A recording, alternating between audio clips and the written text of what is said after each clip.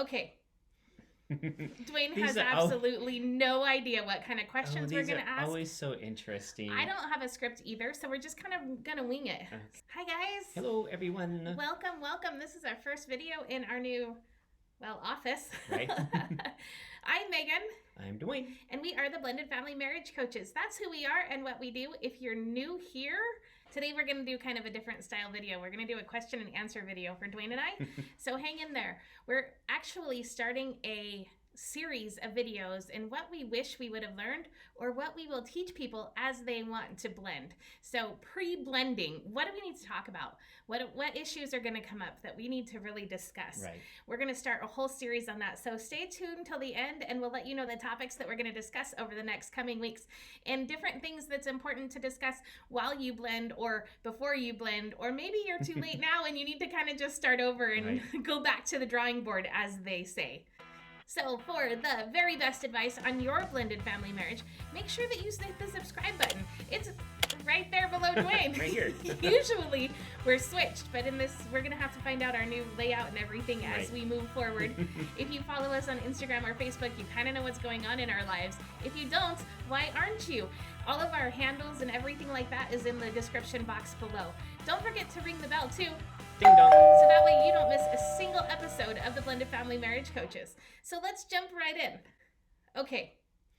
Dwayne has absolutely no idea what kind of questions we're going to ask. Always so interesting. I don't have a script either, so we're just kind of going to wing it. Okay. So here we go. I don't feel too bad then. So what are some of the things that you wish we would have discussed, we would have known, we would have done differently prior to blending our family? I think that maybe had a discussion about different parenting styles. We definitely have a different parenting style from one another. And I think that's something that many people don't discuss. True. And it definitely was one that we did not discuss. So true.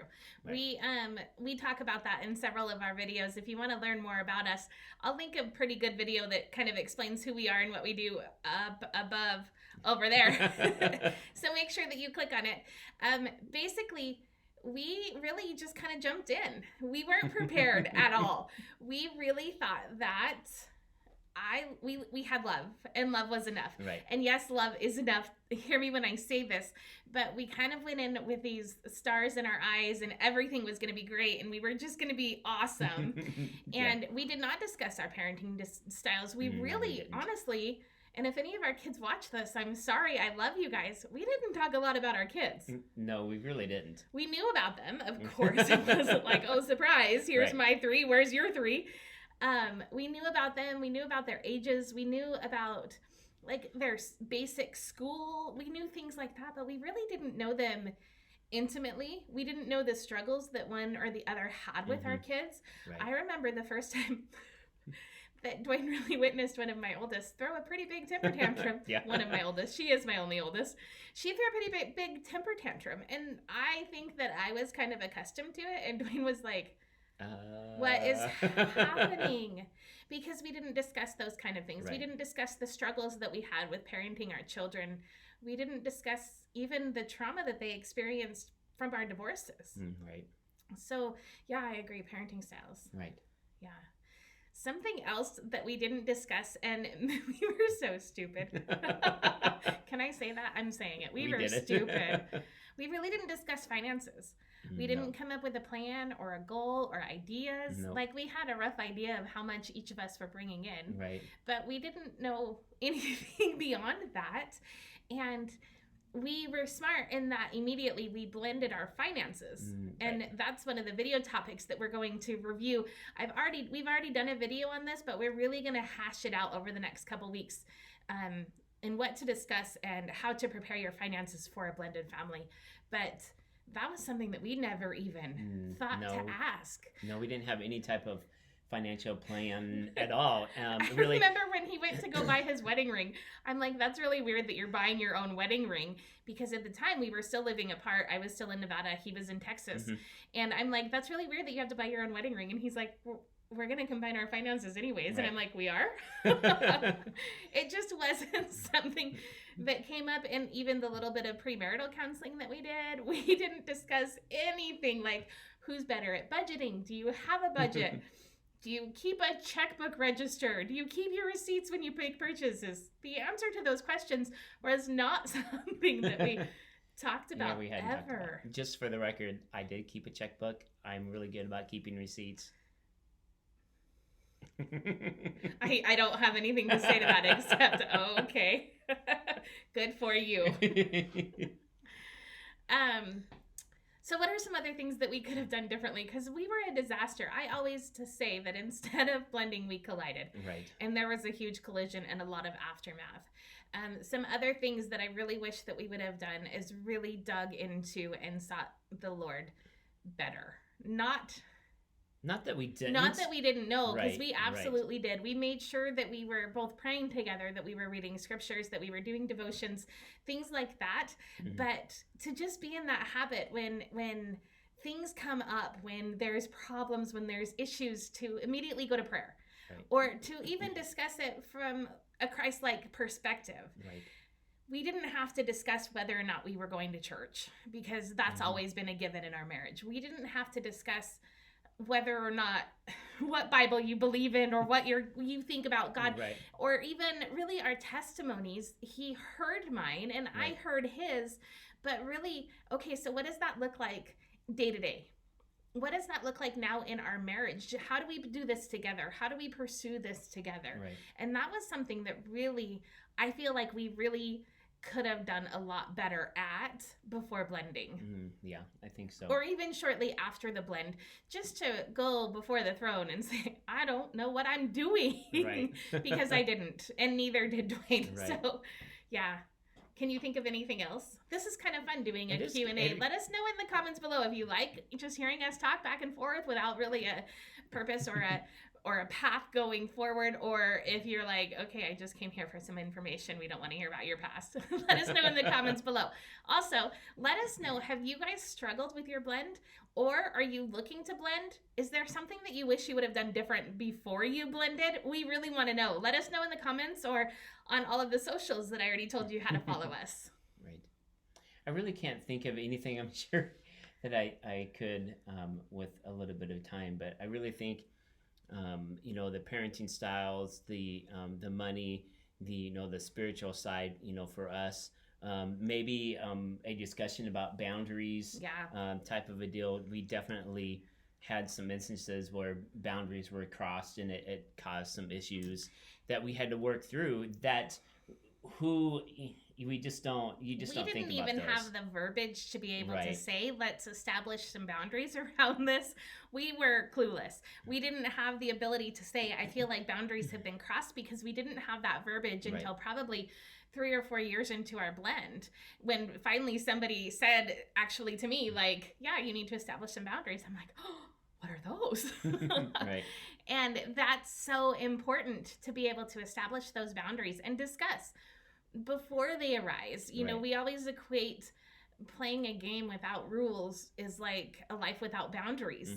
And it's not fun, and nobody knows how a winner is established, and nobody knows how to be a victor in this game, much less having a life without boundaries or a marriage without boundaries.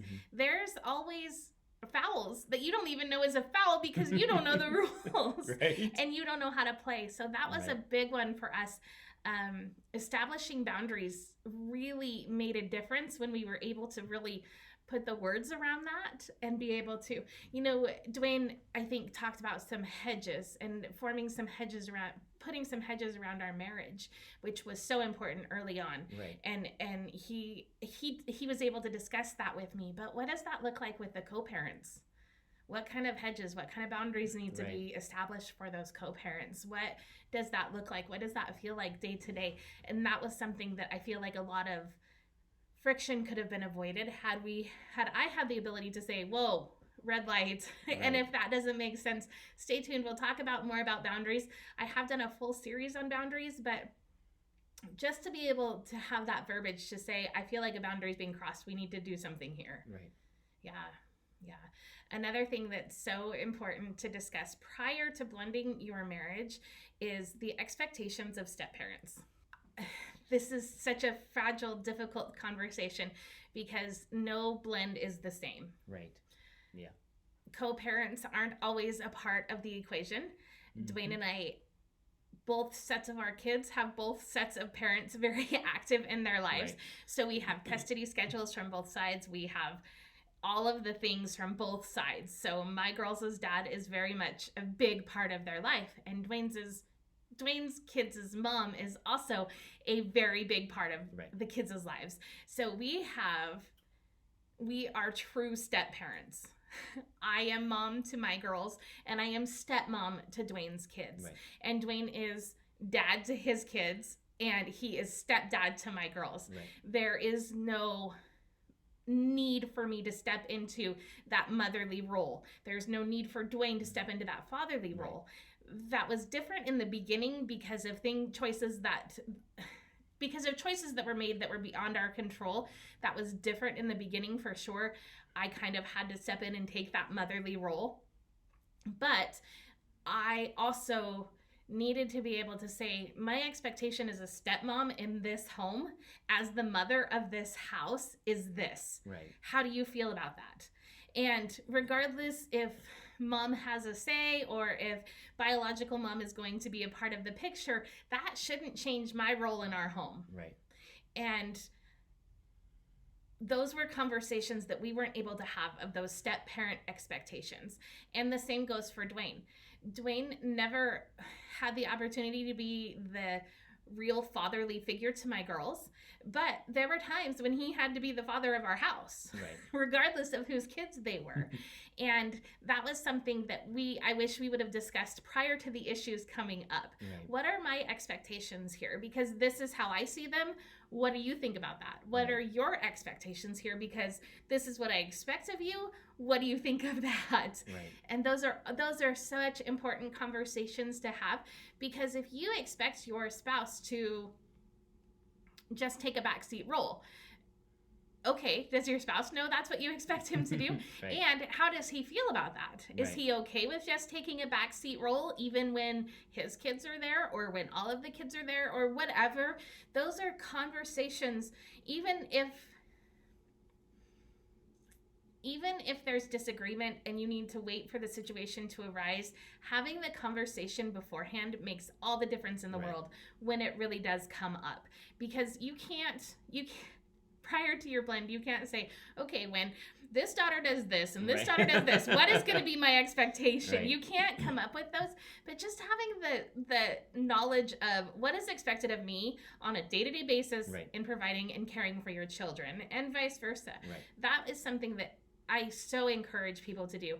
I think that is something that needs to be in all premarital counseling for blended families.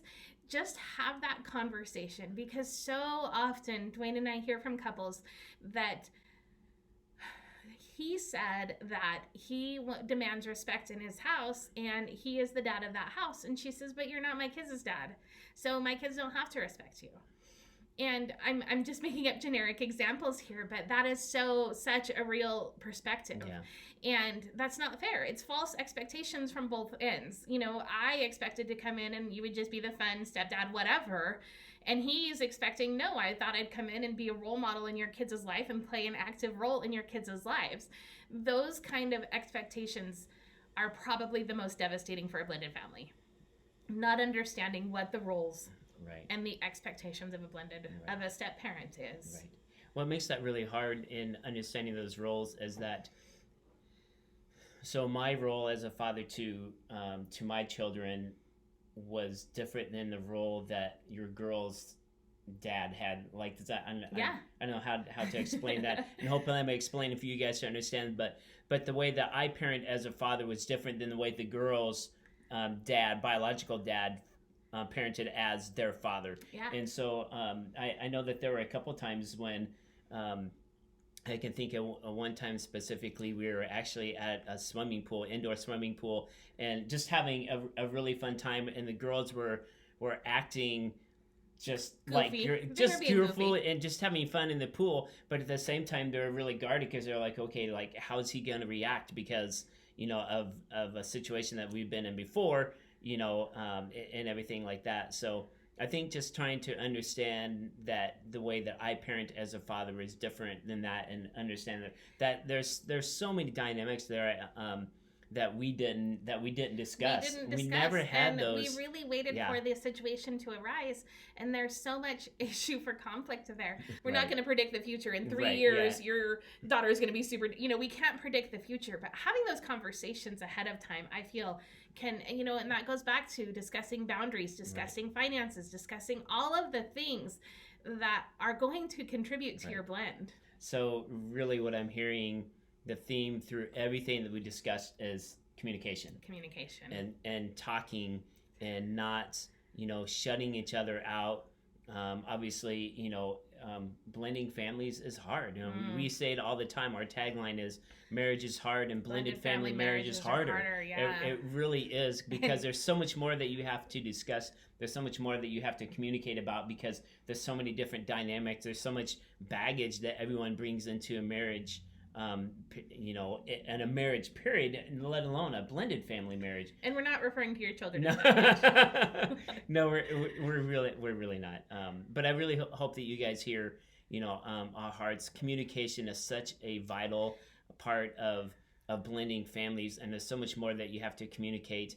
And if you are a blended family marriage, and you're having issues, please reach out.